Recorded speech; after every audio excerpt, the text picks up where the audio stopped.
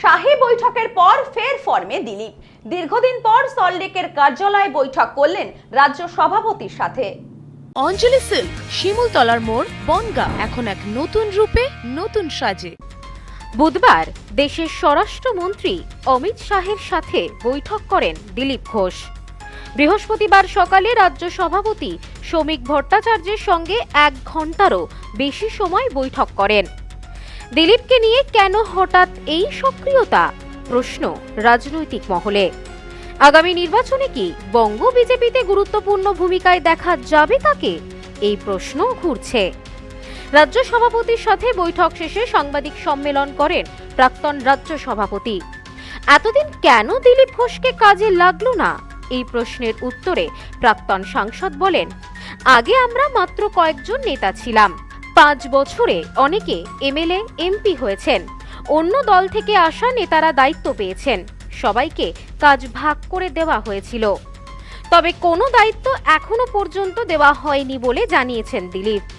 রাজনীতিতে যে এতদিন ধরেও সমান সক্রিয় থেকেছেন সে কথাই বলেন তিনি বলেন, 10 বছর ধরে একই ছন্দে আছি, সব সময় যে সভা করতে হবে তা নয়। আমি সকাল থেকে রাত অবধি সক্রিয় থাকি, দলের কর্মীদের সঙ্গে কথা বলি, যদি দল বলে ভোটে লড়তে হবে লড়ব, এমনটাও জানান বিজেপির এই নেতা।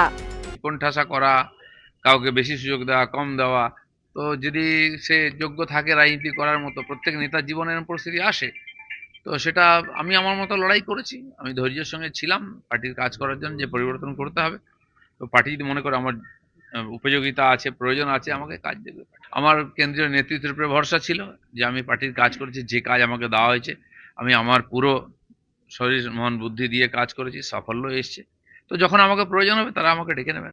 Bureau report, news no man's land, Kolkata. পশ্চিমবঙ্গের উত্তর 24 পরগনা জেলার বনগাঁ এলাকায় সুধীর কর্মকার কলেজ অব এডুকেশন এক স্বনামধন্য এবং অতি উল্লেখযোগ্য শিক্ষণ মহাবিদ্যালয়।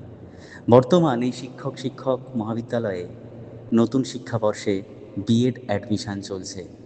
তাই বিএড অ্যাডমিশান নেওয়ার বিষয়ে যে সমস্ত শিক্ষার্থীরা আগ্রহী তারা অতি সত্বর কলেজের অফিসে এসে যোগাযোগ করবেন। আমাদের কলেজের ঠিকানা গোপালনগর, চরচালকি, বনগাঁ, উত্তর 24 পরগনা। পিন নম্বর 743235।